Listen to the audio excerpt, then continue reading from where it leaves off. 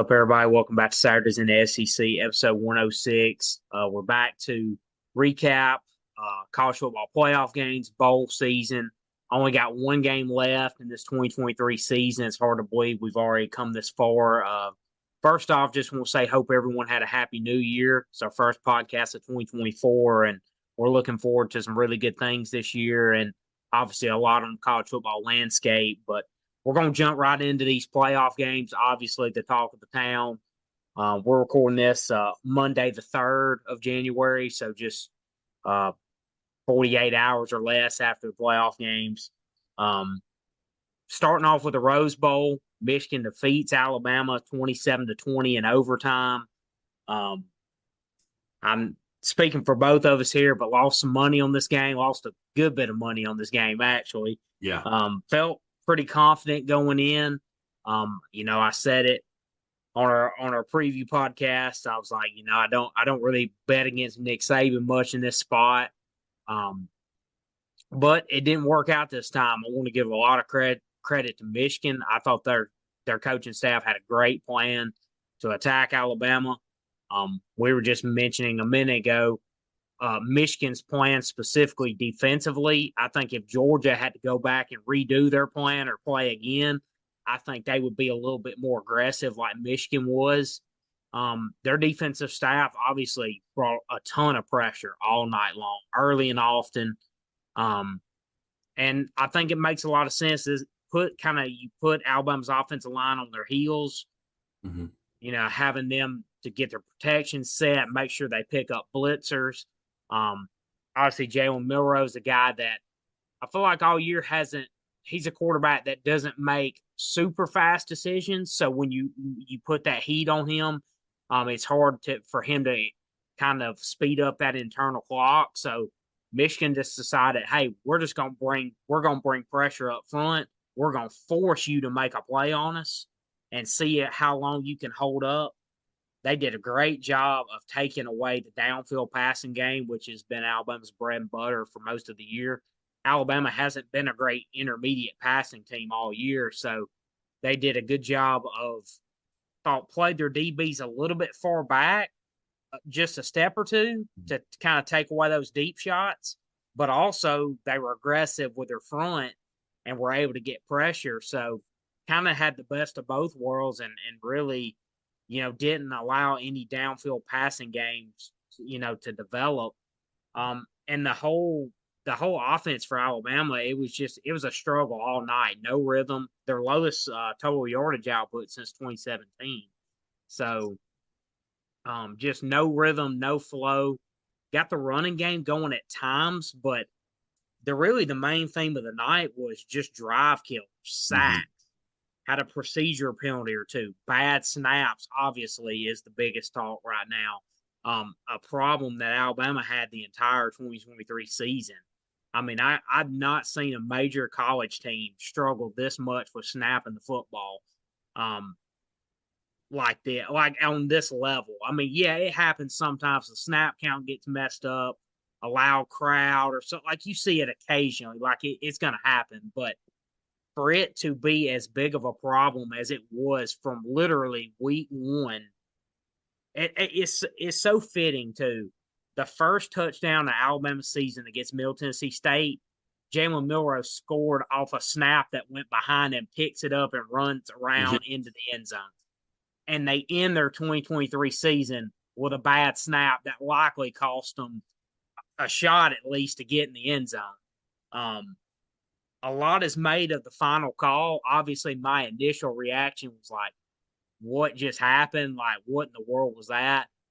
When I went back and looked at it, I see I still don't like it to a big extent because I would have liked for him to have a run pass option, not just a design run play, give him an option to either I would have liked to see an RPO with a little rollout, maybe flip it or him keep it.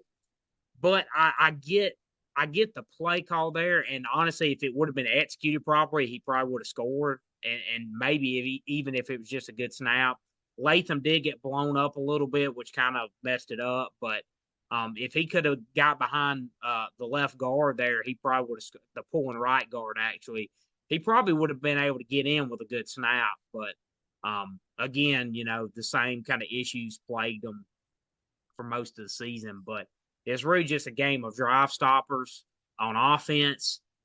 Defensively in the second half, up until that final possession, Michigan had 4 drives for 44 yards the entire second half. Actually came down to that 1 4th and 2 late in the game in their own territory. Kind of looked like a Pete Golden special, to be honest with you, with Blake Corum sneaking out in the flat. That's a play that's killed Alabama a lot. Gets a big gain. Obviously, they end up going down and scoring, tying it up. And I'm like, man, if they can just get 30 yards, get Reichard in field goal range. Obviously, weren't able to move the ball much at all. And then obviously go into overtime. I really wasn't feeling good about overtime. Yeah. The way the game was going, the way Alabama's offense struggled to finish drives or sustain drives, I wasn't very confident going into overtime. That's why I was hoping they could maybe get down and get Reichard a shot the way he was kicking the ball, but just didn't work out. I want to tip my cap to Michigan. They're one of the most veteran teams in the country. They've been there. They were as hungry as ever with all their juniors and seniors, senior laden team returning. Their staff had a tremendous plan, and they were the more physical team on the field Monday. And when that happens, that's a recipe to pull out a win, and they did it. I thought it was an excellent game plan by them. Wasn't flawless. I mean, it was a mistake-prone game. Alabama made mistakes. Michigan made multiple special teams mistakes that almost cost them. But in the end, they were a little bit more physical and finished down the stretch. Alabama wasn't able to. Yeah, they had a big mistake, play 1. I mean, if that play isn't turned over and he doesn't step out of bounds before he catches it, there's no telling what that ball game ends up being and what it turns into, because that's an immediate momentum swing right there. It takes the breath out of Michigan, but, ends up he stepped out before he caught the ball. So, in another world maybe. But I think you touched on it for sure. The offensive line, that was the biggest issue, in my opinion, all game for them. It seemed like they were getting blown up every single play. Seemed like there was a guy in the backfield or 2 every play. Milroe never seemed to have a clean pocket, never really had time to set his feet and go through his progressions. Weren't able to run the ball really well. I believe Roydell ended with negative rushing yards, and McClellan only had, I believe he had 86 rushing yards or something like that. Something along those lines. And Milroe ran for 41, but they just weren't able to. It seemed to me like Bama was not on their heels in the sense of how they looked on the field, but they were just on their heels like in a fight all night. I thought they were never the one taking the fight to them. It didn't seem until about the third quarter a little bit, but for me it just seemed like Michigan was in control of the game the whole time. That they proved me wrong. I said they weren't physical enough. I said that they weren't going to be able to match up with Bama in that way. And I mean, they proved to us that they definitely can. They belong there. The offensive line play, the snaps were bad, but they, like you said, Latham getting blown up on the last play. I mean, this is the biggest game of the year, biggest play of the year. And you're not ready for the guys you've been playing all night. You're going to get blown up by them. Like, I know what happens here and there, but the biggest play of the year, it can't happen there. I just thought they weren't dead, but it's like Michigan was forcing Bama to play the type of ball Michigan wanted them to play. Bama wasn't playing; they weren't controlling the game and deciding everything, which is per usual, especially in the postseason play for Bama. So I was definitely stunned in that aspect. But I mean, like you said, hats off to Michigan. Great ball team. I think Harbaugh's gone at the end of this year. I think he's going to end up back in the NFL. I think he's going to get a national championship and go back to the NFL. I honestly do. I think the national championship game is going to be pretty crazy. I think it's going to be a little high scoring, but I also think that Michigan's going to win the game just because that defensive front, man. I mean, they were able to bust through Alabama's O-line and cause problems for them all night. Washington, their offensive line's good, but I just don't think that they're just leaps and bounds better than what Alabama is. And I think Michigan's going to be able to scheme up something defensively to keep to disrupt the backfield for Penix and make Penix make some crazy plays and not give him all the time in the world in the pocket, because when you give that man 3 or 4 seconds, he's going to pick you apart. He is a damn good quarterback. So they're going to try to do whatever they can, obviously, to get to him as quick as possible. But I think that's they're going to be able to, and that's going to be in Michigan's favor. And I'm excited for the game, but this is the national championship game is the complete opposite of what I thought it was going to be. I thought it was going to be a Bama Texas rematch, and both those teams lost. I do want to talk about that Texas game though. Washington, man, like we talked about last week, we said, Washington's a sneaky team. I thought that Texas was going to win. I figured they were. I thought they would win, but I said, don't sleep on Washington. Washington, I'm not super confident in it because Washington is one of those teams, man, that it's like they got lightning in a bottle and no one's proven they can stop them yet. So they're kind of, just out to prove everybody wrong because they're underdogs against everybody, it seems like. I mean, something came out the other day that said that if Georgia and Washington played right now, Georgia would still be the favorite. And it's like Washington's in the damn national championship game. They're still the underdog to somebody that didn't even make the playoffs. So they just got that. They got that locker room material that's been pushing them all season, and they're out to prove somebody wrong. And they got the guys to do it. Their weapons on the outside are absolutely phenomenal. They kind of embarrassed Texas a little bit, man. I mean, their wide receivers pretty much did whatever they wanted to do, and then defensively, their DBs they kind of locked up Texas, and they really did a good job of getting to the backfield, making Quinn Ewers make quick decisions and get rid of the ball quick, and rolling out of the pocket. Him trying to extend plays, but they were forcing him out of the pocket. He was uncomfortable all night, especially in the second half. Washington really took control of the game. Both of them, I thought that the first game was going to be boring because I thought Michigan was going to get thumped, and then that the second game was going to be the better game. Honestly, the first game was the better game, but both games were super entertaining. I mean, I took the over on the Washington Texas game. I figured that would happen. There was a lot of fireworks, but not as many from Texas as I expected it to be. Some mishaps on their end, turn the ball over, but it's the complete opposite of what I thought the end of this season was going to be. If you had told me, 2 weeks ago that it was going to be Michigan and Washington, I told you maybe one of them, but both of them ain't making it there. I was completely wrong. Yeah, I mean, kind of getting in this Texas Washington game, first half really traded blows back and forth. I mean, obviously Washington struck first. First three scores, they both responded. I believe it was 21 all at half, if I'm not mistaken. And then second half, I thought one of the biggest things, Washington was able to get a little gap. They scored coming out of halftime. Washington did to make it a 7-point game. And then they were able to get a turnover. They forced 2 turnovers in the second half. Obviously, them able to steal a few possessions. A couple times they weren't able to punch it in the end zone, but able to put 3 on the board to kind of keep that lead, stretched out a little bit. It got to 34-21 at one point in the second half. Really, the score's a little bit closer than the second half indicates. 100%. Obviously, that injury when Washington, obviously was trying to, end the game with, under 2 to go.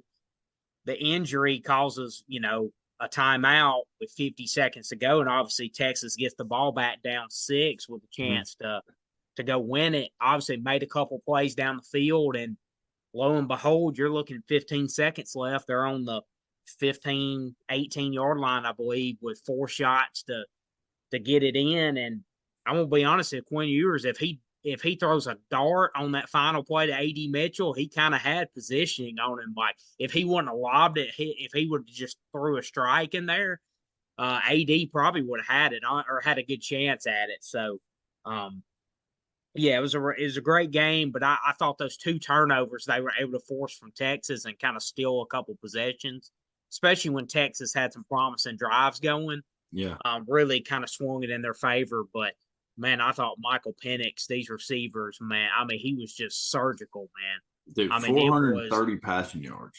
It was one of the best quarterback games in a while. I mean, there's been some good ones over the last few years. I think about some of the ones obviously Joe Burrow had. Bryce Young had a couple where I'm like, man, it's just darts left and right. Man, Penix was right there with some of the best I've seen. Just in complete command. Threw into some tight windows too. I mean, it wasn't like at times these guys were running wide open. I mean, there was a few times down the field where Texas had him covered pretty well, and Penix just dropped it in the bucket. Receiver made a great play. So I was just thoroughly impressed with the performance they had. And that's the only thing that you never know. I'm like you. I mean, obviously, I do think Michigan will be the most physical team on the field on Monday night, but this is the only thing that can beat something like that. When you Yep. got a quarterback and you got receivers that are playing at this kind of level, if they can out of the gate, if they can kind of get in a rhythm and get hot on you, that's the only thing. That's the only thing that can beat it, really. Like when you're playing against maybe a more physical team, and I don't think Michigan will overwhelm Washington. I mean, Washington has a really good offensive line, but that is the one neutralizer. I think you saw it. A prime example was last year's playoff game with Georgia and Ohio State. Like that was the one matchup that could give Georgia some problems. Mm-hmm. Um, you saw it in 2021 with Bryce Young against them. When you got a hot quarterback and receivers that can make plays down the field, that's the one thing that can kind of equalize the game out. So I want to see how Penix and them, if they can come out, gunning like they were in this game, I think they're going to have I think they're going to have a chance. Um, but yeah, I mean, it should be a really exciting matchup. Like you said, a slight surprise. I mean, I think even though Michigan was a betting favorite, I think a lot of people felt like Alabama's going to win this game. End up not happening. Like I said, Michigan, their third straight year in the playoffs. Pretty much all of their key contributors have been on those previous two playoff teams. So they had just been biding their time. I mean, they had just been waiting to get back to this moment, and were able to capitalize on it. And then Washington, obviously, this is a team that's been in close games all year, and found ways to win.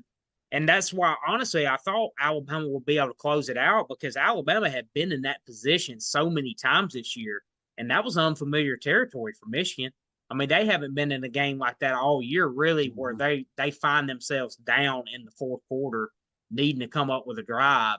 They've always been able to, like Penn State, they were up late in the game and ran 30 straight run plays and just ran the clock out. I mean, obviously they were in a war with Ohio State, but they were up for a lot of that in the second half. So they were kind of in an unfamiliar position, and I thought, maybe it would be a little demoralizing to them because, like you said, you watch the first three quarters and you're like, man, Michigan's outplayed them.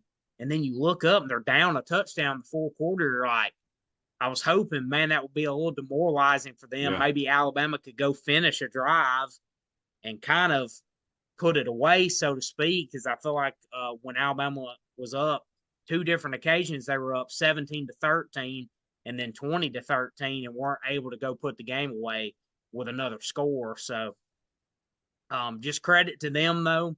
That's, like I said, a very veteran team that had been waiting for that moment to get back and have another opportunity with this group.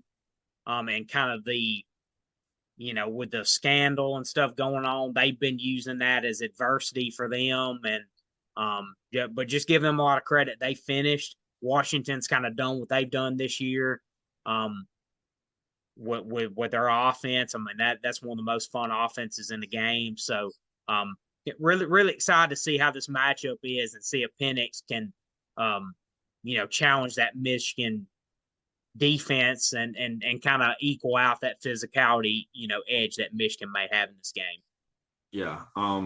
Before we get into the national championship breakdown, what were your thoughts today around 11:30, 12 o'clock when you got the news that Seth McLaughlin hit the transfer portal? I mean, dude's getting hounded for 48 hours, and he said, I've played here for 4 years. Enough of this. I'm out of here. I cost us. That's a little hard. He didn't cost him the game, but he definitely didn't do him no favors with 45% of his snaps the other night. So drive killers, like you talked about, drive killers. So what was your thoughts initially? Because I laughed. I thought it was absolutely hilarious. Just 2 nights ago, he's getting absolutely crapped on by everybody, and today he's like, yeah, I'm done. I'm going to play somewhere else. Yeah, I mean, honestly, I wasn't surprised. I mean, I kind of figured that. I really didn't figure he would be back, honestly. And good guy. I mean, he's done a good job for the most part. I mean, honestly, he stepped. I think about with him, he stepped in basically his first start in that 2021 SEC championship game, and Alabama's offensive line had been struggling at the time. You know, that Auburn game was Auburn put harassed them all game in the Mm. 2021 Iron. I mean, that's one of the worst offensive performances I've ever seen, honestly, period.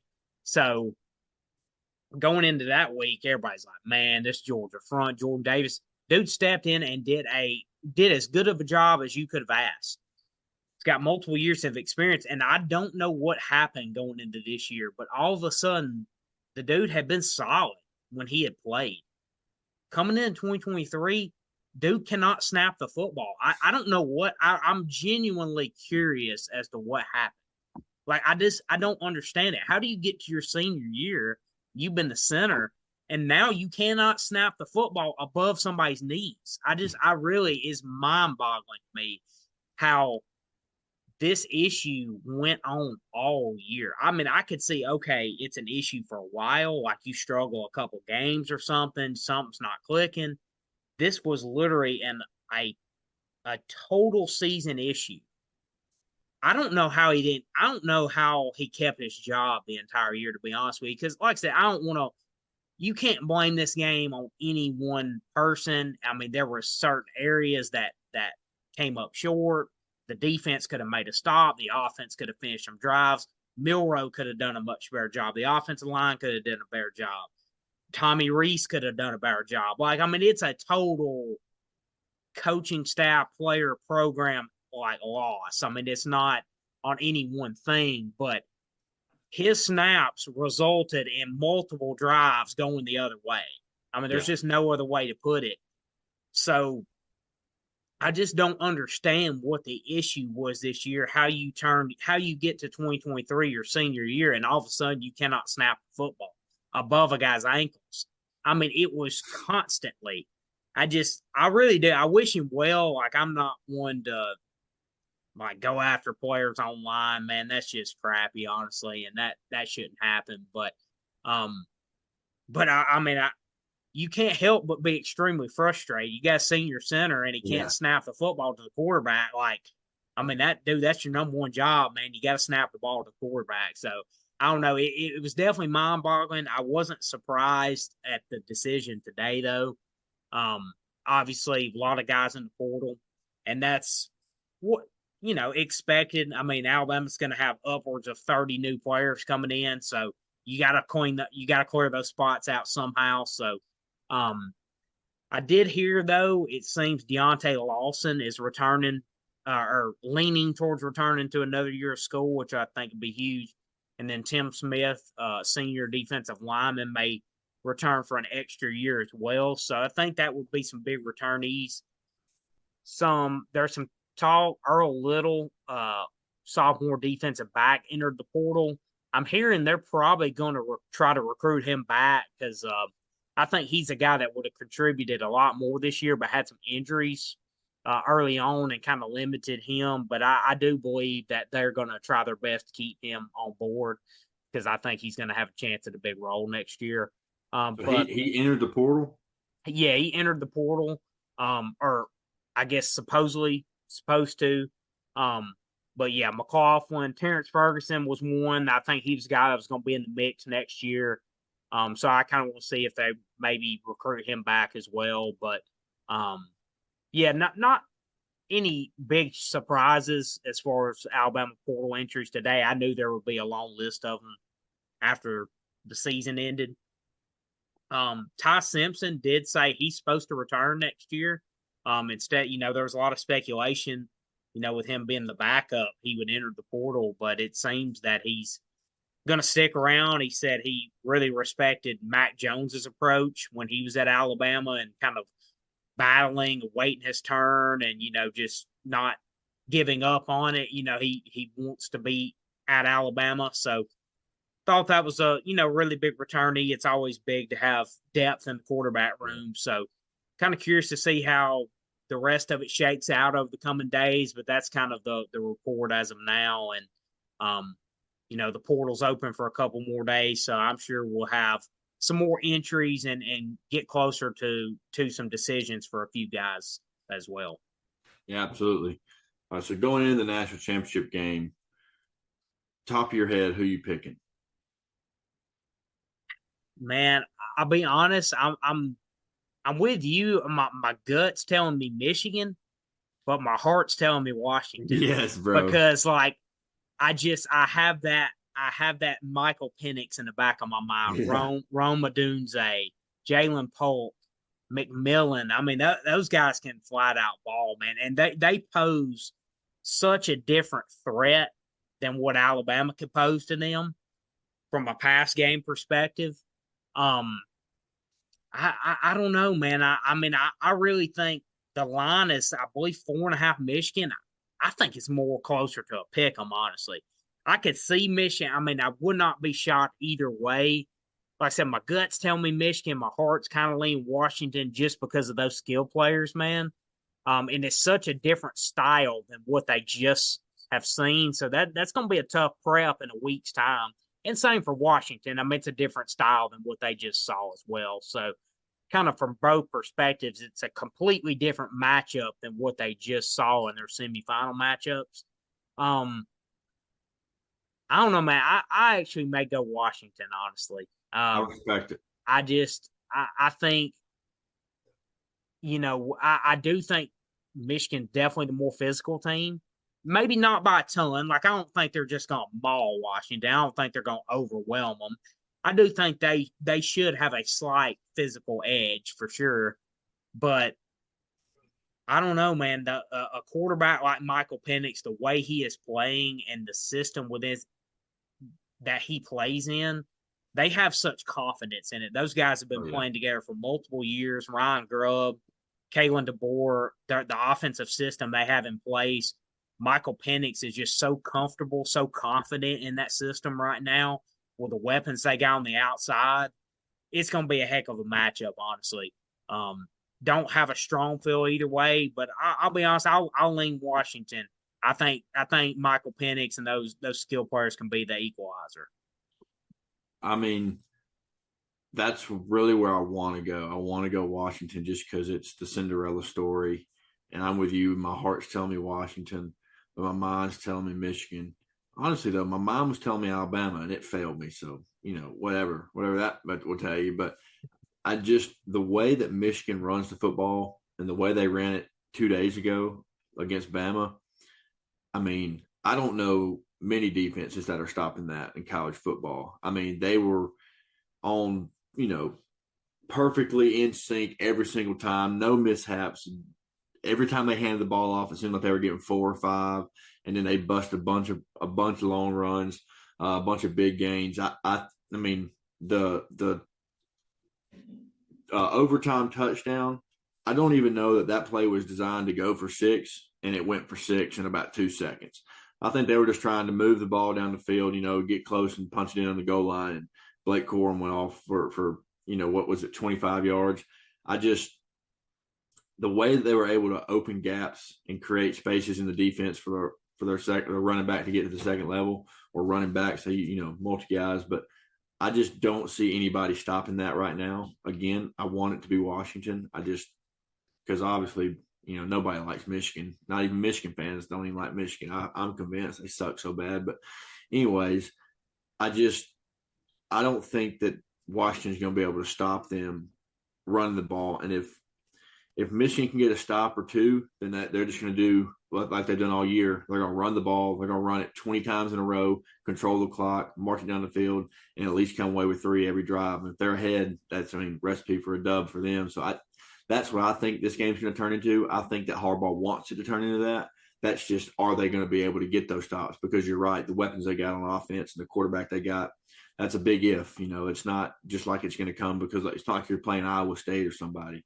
Like, these boys can flat out ball. So if Michigan's able to get a stop or two, I like their chances a lot. But if it's a shootout, it could definitely go either way, obviously. But I think Michigan, solely because they can run that damn football, man.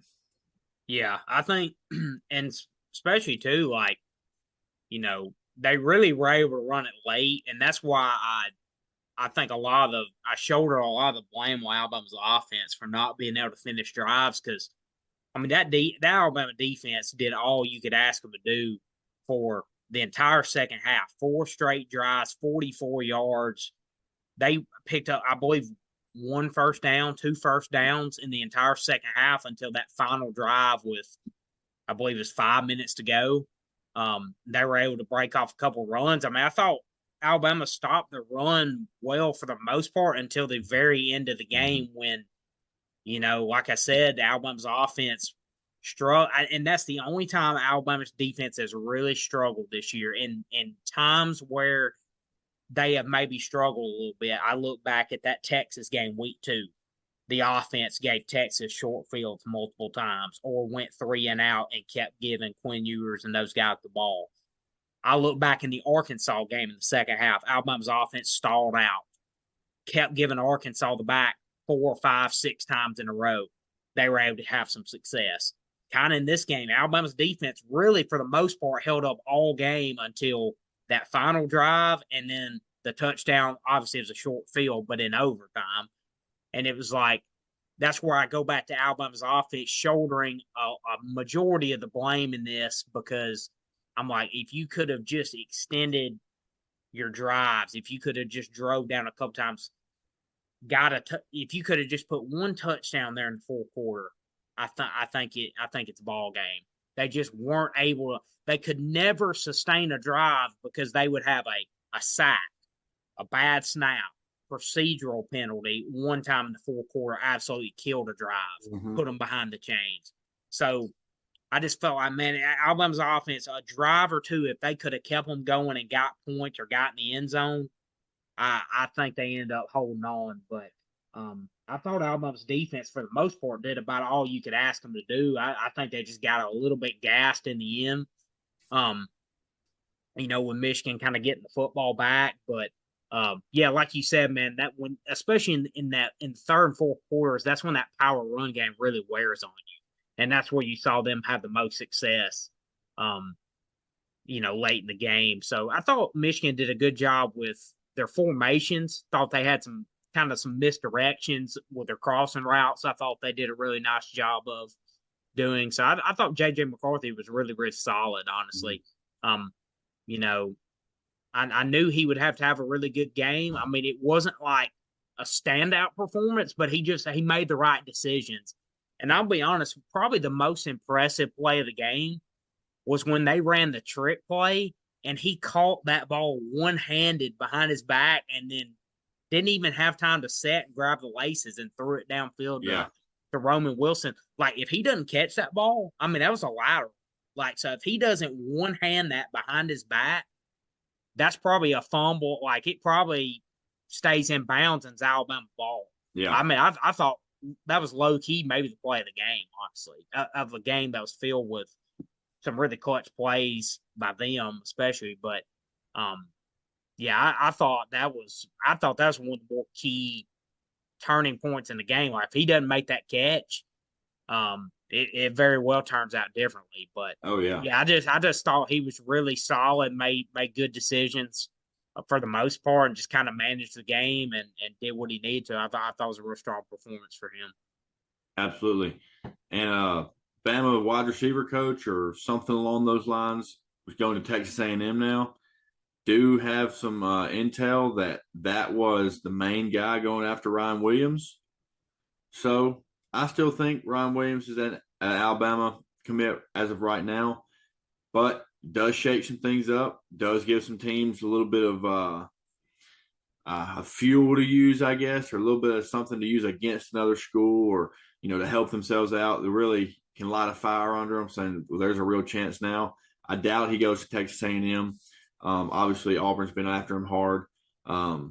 So, blood in the water type stuff there for some other programs, maybe going to go after Ryan Williams and close him in the next month before he decides to go down to Tuscaloosa. Maybe they can flip him. So, keep your eye out. That's probably the biggest name, is the biggest name ever since he reclassified into 2024 class. Saraland wide receiver, dude is a phenom. Be huge wherever he lands. They're getting a great guy, but hopefully Hugh Freeze can work some magic and end up flipping him and get the full Freeze 5. I do have some comments on that. As far as Holman Wiggins is concerned, I'm not upset to see him go. Honestly, I think Alabama's receiver development the last few years has really lacked. Of the 13 guys that have been brought in his tenure, 9 have transferred. Alabama staff, I don't know if it's COVID. The 2020 and 2021 class, they completely missed on. I think every guy out of those 2 classes transferred, except maybe one. I think it was all of them though. Like I don't know if it's a valuation miss or just a coincidence. I don't know what it was, but the staff, I don't know who it's on, if it's a total staff failure type of thing, but they definitely missed on guys for a couple cycles in a row. And I think that's why you saw them go get Jameson Williams. That's why you saw them go get Jermaine Burton. Really, this year is the only year recently that I think you've seen them develop a guy like Isaiah Bond. You've seen him come on the scene. I do think they have some younger guys that are going to be pretty good for them, but there was a few classes. Like I said, I'm not putting that totally on him because I don't know for sure, but I just know a lot of the guys brought in under his tenure didn't end up panning out, ended up transferring away. I do think they need better development. I think that's something that has lacked the last few years. As far as Ryan Williams' commitment, Holman Wiggins is listed as the primary recruiter on him, but I've heard it's shifted more to Travarius Robinson, defensive back by the coach, way, and Saban are more so their lead recruiters on him. So I'm not saying Ryan Williams couldn't end up at Auburn. Like I said, I do believe he's going to stick with Alabama. Me too. But It's just I will fun. say I don't think Holman Wiggins. If he does end somewhere else, if it's Auburn, I don't think that's going to be the reason why. I think Yeah. that plays very little, if any at all, impact on it. But yeah, I mean, he was a guy recruiting him for sure. But what I've been hearing, I think T. Rob and Saban obviously been pushing in this because everybody knows how big of a recruitment this is. So it's kind of all hands on deck. So as far as this goes, and he balled out again today at the Under Armour game. But yeah, he's a can't miss talent. There's no doubt about it. I think he's a day one starter, no matter what campus in America he steps on. So Oh yeah. Yeah, going to be interesting down to the wire. I mean, I definitely think it's a Alabama Auburn race. He is visiting Texas, but I don't think anybody else is in it between the two in-state schools. So, be curious to see how that shakes out going to September. We got about a month left for that to sort itself out.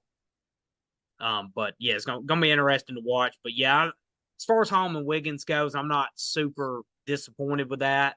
I do think it was time for a change at that position, and hopefully they can get back on track. Obviously, if they can keep Ryan Williams on board, they're going to be a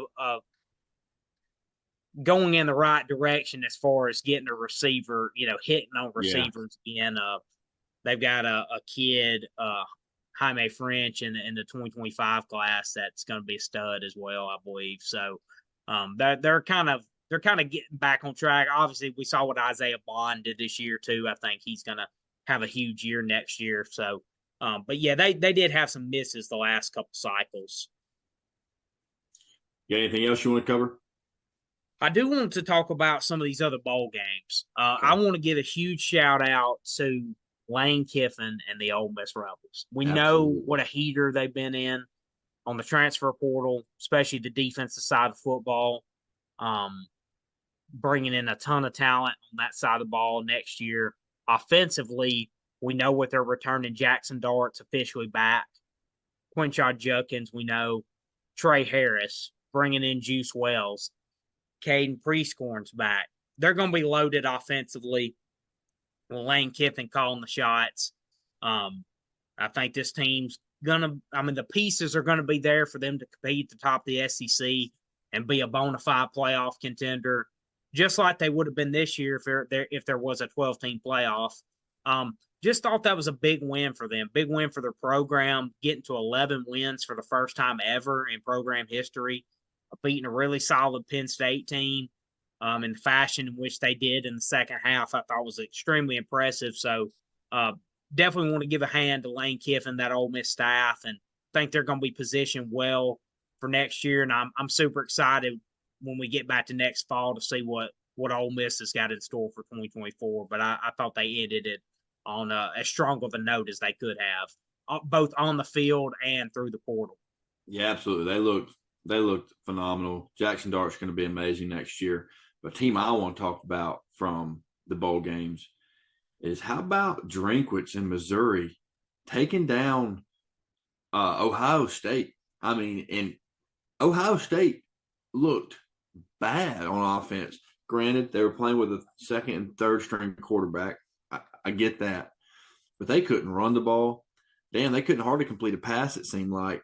Missouri didn't look fantastic on offense either, but defensively, Missouri played out of their minds. I thought it was probably their best showing since Tennessee game, week 9 or 10, whenever that was. But man, Drinkwitz put on a hell of a clinic this year on how to get the boys back on track. And I'm holding my breath on him to give him too much praise. I'm going to see if he can repeat it. And I'm not talking about repeat the exact same record, but, go in there, compete in games, win 9-10 games again, and be a competent football team. And then I'll give him his real praise. But I'm holding my breath on him for right now. But, man, the 2023 season, the dude put a absolute campaign together. Yeah, I mean, ending 11-2, Cotton Bowl win over Ohio State, like you said. Yeah, just a tremendous season. I mean, more than you could have hoped for going into this year. A lot more than certainly this podcast expected. I think more than any of the country expected. I mean, I don't know anybody that had Missouri at 11-2 ending 2023. So just major hats off to Drinkwitz. Got himself an extension, which is nice for him. Heard a lot of good things out of that staff. I've heard Josh Pate say it on his show several times, talking to people in the industry, that's a really strong coaching staff that Drinkwitz has put together. And their defensive coordinator, his name is slipping my mind right now. I've heard he's an early candidate for LSU's defensive coordinator job. And that's what happens. That's the consequences of success. Yeah. When you start having success at this kind of level, people want to start hiring your staff, and it makes it that much harder to sustain when you have turnovers in your staff. But Blake Baker. Yes, thank you. So I've heard he's an early candidate for the LSU DC job. We'll get into them in just a little bit, but yeah, just huge year for Drinkwitz and company. What he's been able to do there. Yeah, I'm like you. I want to see if he can back it up. Obviously, probably not going to be 11 wins again next year, but back it up with another, 9-10 win season. Be able to compete near the top of the SEC with some of the big schools. And but yeah, just tremendous job by him this year. He's a fun guy, man. I mean, he's fun to, he's got a little attitude about him. It was funny with Ohio State, though. They run Kyle McCord out of town. And, buddy, I tell you what, Kyle McCord was looking real nice Friday night. I bet they wish they had him Friday night because Devin Brown goes down with an injury early in the game. I'm going to go out on a limb and say Lincoln Kenholtz is not going to be the quarterback for Ohio State next year. I believe, let's see what he went in this game. 6 of 17 for 86 yards. I don't believe Ken Holtz is going to be the starting QB for Ohio State next No. year. Kyle McCord was looking real nice when that performance was going on, but I heard Will Howard's taking a visit there, so I Me think they're too. gonna play their way into those kind of sweepstakes, and heard Ohio State, USC seem to be the biggest players for him, and potentially going to the draft. But I think he's going to choose one of those schools and stay in college another year. But yeah, just huge win for Drinkwitz and company to get to 11-2. I mean, between Missouri and Ole Miss, two teams that were just huge winners in 2023. Absolutely. And everybody who listens to this podcast knows that I am the pilot, the head driver, whatever you want to call me, of the Nuss bus, baby. I mean, I am a Garrett Nussmeier fan. And he a little shaky at the beginning, but then he settled in. He brought he took LSU to a dub, finished the season 10-3. He threw the ball an insane amount of times. I didn't know if I was watching Garrett Nussmeier or Justin Herbert back there. Dude threw the ball 45 times. 3 touchdowns, though. Did turn it over one time for 395 yards. Had a game-winning drive there at the end. Looked really, really good. Some no-name receiver, or I should say no-name, some new-name receivers we haven't got to see a lot of this year due to the other guys that they got that decided to opt out. You got Josh Williams, or excuse me, Brian Thomas, obviously played the Kyron Lacey, Mason Taylor, and Chris Hilton Jr., Josh Williams, some of those guys, we haven't heard their name a whole lot because of Brian Thomas and Malik Neighbors and the things they've done this year. But he spread the ball around. I mean, there was 3 guys with 7 or 6 or more receptions. So dude was finding a bunch of different targets, and I thought he played extremely well. Yeah, no, he was outstanding. I thought slinging the ball around the yard like we know he can do. Big win for them. I mean, to get to 10-3 certainly beat a quality Wisconsin team that I think's trending in the right direction with Luke Fickell. So, yeah, just really nice win for them. Obviously, anytime you get to double-digit wins is big. Win a bowl game, and I thought it was big for him too to get a start under his belt, get some experience. Obviously, he's a guy that's played, but anytime you can really get the range yourself going into next season, I think will make a big difference. But yeah, one of the big stories today, Brian Kelly kind of cleaning out his defensive staff. I'm really intrigued, man. If Harbaugh goes pro, which a lot of people are saying that's probably going to happen. He hired a NFL agent, a guy that has deep NFL ties as his agent in the last week. So a lot of speculation that he's going to go back pro, and I think especially if he wins the title, the NCAA, allegations and investigations are kind of looming over the program. I think especially if he wins the title, he will have completed, kind of his mission or what he wanted to accomplish coming to Michigan. He wanted to restore Michigan football to prominence and make them, relevant again and one of the top programs in the game. Obviously, regardless if he wins or loses, he's been able to achieve that. I think this is a veteran group. I think the timing just makes sense. If he's going to make the move back to the NFL, I think the timing now makes the perfect sense to do that. So I'm curious, is Brian Kelly going to end up at Michigan if that happens? Could Garrett Nussmeier be the quarterback of the Michigan Wolverines next year? We'll have to wait and see. Could the Nuss bus be moving north? I mean, it might happen. You never know. I'm following along. Yeah, but just a little hypothetical there. But I do think if Harbaugh does move on, I think Kelly makes a lot of sense, and I think that's a job he would covet, and I think that's one he would like. So we'll see what happens. It's going to be fascinating to see after the national title kind of what takes place. But between transfers, still making decisions, obviously if that domino drops, that's going to have a big ripple effect on college football. So I'm excited to see what happens and hopefully wrap this 2024 season or 2023 season, excuse me, on a good note. Are there any other bowl performances you kind of want to cover? I know Um, there's one off the top of my head that you probably don't want to talk. well, even if I wanted to talk about it, there's not much to talk about. Lord, played horrible. I mean, when your third string quarterback looks the best of all your quarterbacks, now I understand he was going against backups on the defense, but when your third string quarterback looks the best, it says about all you need to say for the game. It was really, really ugly, both defensively, offensively. Offense couldn't get anything going. It's like they didn't know what routes they were running, didn't know what plays they were running. They were locked down. Maryland DBs had absolute clamps on our guys. Um, I mean, Peyton Thorne running for his life. Offensive line looked bad.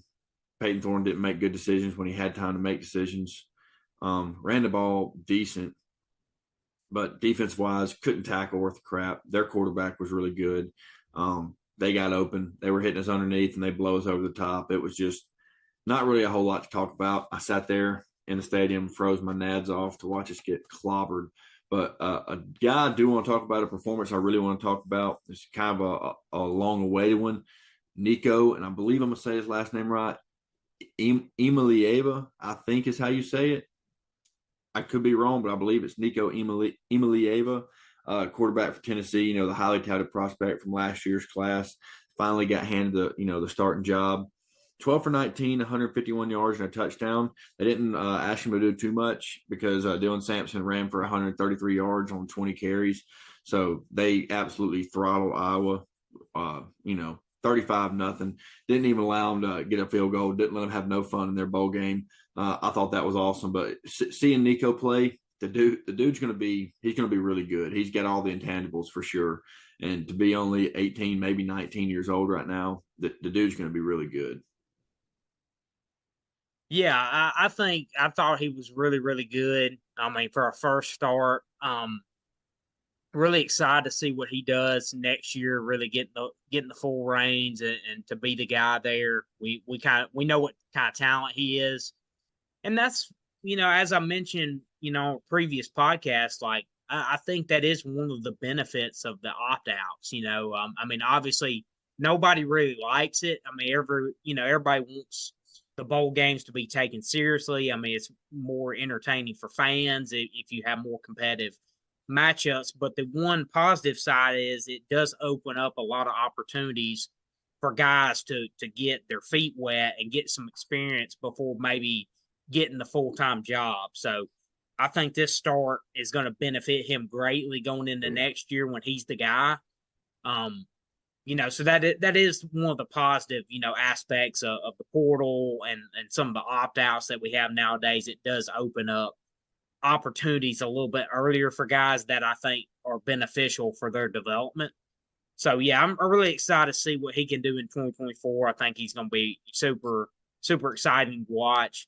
Um, but yeah, you're talking about Auburn. I mean, I am curious. I do think the transfer quarterback's still in play. Honestly, I think a performance like that can kind of change your plans a little bit. Yeah. Guy I'm keeping my eye on, I'm sure you are as well, Caden Salter, the Yep. Liberty quarterback. Sweet Pea is in the portal, and I think that man's coming to Auburn, Alabama. I think that is your next Auburn quarterback, Caden Salter. I think Hey, Hugh Freeze is going to bring him on board. I think he's going to turn him into a draft pick like he did Malik Willis at Liberty. I think that is your portal quarterback that Auburn's going to take. I think it makes perfect sense. I think he's a good fit. I think with Auburn's quarterback situation and the way that it unfolded the other day, I don't think they're going to go into 2024 as is. I think they're going to add to it. I think they're going to bring him in there, and I think ultimately, I think he's going to be your guy. So I'm keeping an eye on that situation to see if that comes to fruition. But I think Salter is going to make his way to the Plains and play for Hugh Freeze again. there's definitely some rumblings of that happening. And like you said, after Saturday's performance, who might be upset about anything that Auburn does in the quarterback backfield or the quarterback room? Little Cam Ward to his game too, man. I mean, he may be a little Cam Ward contingent. I mean, Yeah, not that not as I know big. Auburn kind of came in late on him. It was more of a Miami, Florida State kind of thing. He ends up going to the draft. So I don't think it was ever like, Auburn got in the mix a little bit, but they were never really the front runner in that. So I do think this is a guy with a similar kind of skill set. I don't know. I just think it makes a lot of sense for them and that familiarity factor as well. I My think only thing is he obviously he's good. I mean, you look at his stats; they're good. But how good is he in the SEC? Because that's not the SEC. I mean, look at what's his name is T.J. Finley. Dude couldn't hit the broadside of a barn at Auburn. Granted, he didn't have the best coaches, and he goes down to Texas and he's Texas State. Excuse me, he's all world. I mean, the dude's putting up. I believe he was a all conference player. Could be wrong there, but I mean, dude was an all world quarterback for Texas State, and I'm like, I get it. He's got talent. He went to LSU out of high school and in Auburn.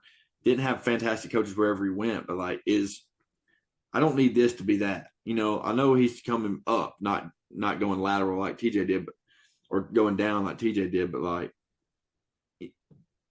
I can't have really good at Liberty and Peyton Thorne Jr. at Auburn. So Dude, I think if I'm not mistaken, I believe it was Ryan Williams Instagram Live or Instagram Live when I think Ryan Williams was on there with who was it was Auburn. It was a couple Auburn players, I think. Jalen Simpson. It was Jalen Simpson. I cannot remember who else it was. It's been a couple weeks now, and I swear I think it was on Ryan Williams Instagram.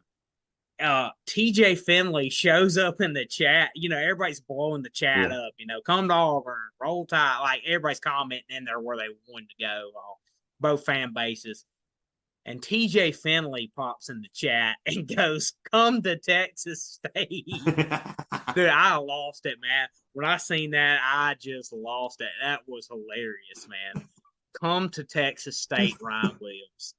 Ryan Williams, the greatest Texas State Bobcat in the history of the university, man. Dude, I'm telling you, that cracked me up so bad. I'm almost certain it was his chat, dude. It was so funny, man. That's But hilarious. you got everybody recruiting Ryan Williams. I mean, the dude's box office, so I don't blame him for throwing his pitch in there, but don't think it's gonna happen. I think Texas State may come up a little short in this recruitment. Yeah. But no, I'm looking for Auburn to add their portal quarterback. Whether it's Salter or somebody else, I think they're going to open up some NIL funds. I think, like I said, when you have a performance like that, I think it can change plans.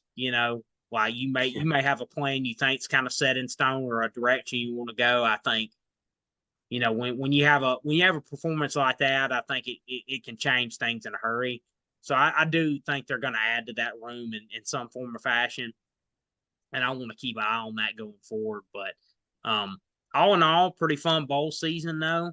SEC, obviously had some losses, but had some key wins. We mentioned with Missouri, Ole Miss, Kentucky came up close. They blew it though in the fourth quarter. They kind of had a disastrous fourth quarter and let it slip away, but had some other key victories as well. Obviously, Georgia kind of did what I think a lot of people expected to. That game's not even worth mentioning.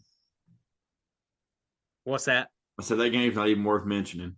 Yeah, dogs by 60. We'll leave it at that. But no, really enjoy the bowl season. It's been a super fun 2023.